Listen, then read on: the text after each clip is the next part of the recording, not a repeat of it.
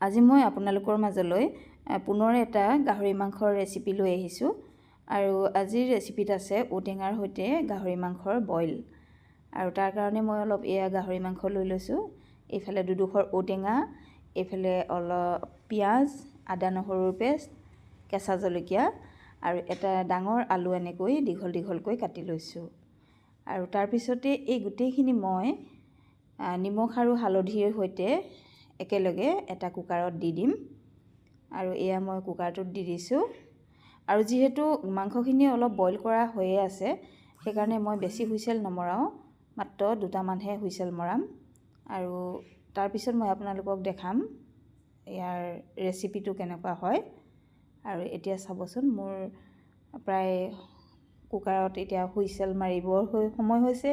আৰু মোৰ মাংস ৰেডি হৈ গ'ল, গাহৰি মাংসৰ সৈতে ঔটেঙা বইল। আৰু চাওকচোন কি ধুনীয়া হৈছে ৰংটো।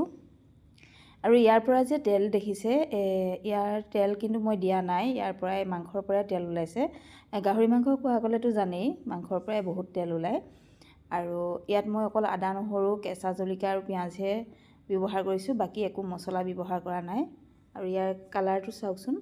আৰু এনেকৈ যদি আমি গাহৰি মাংস বইল খাওঁ, একো অপকাৰ নহয়।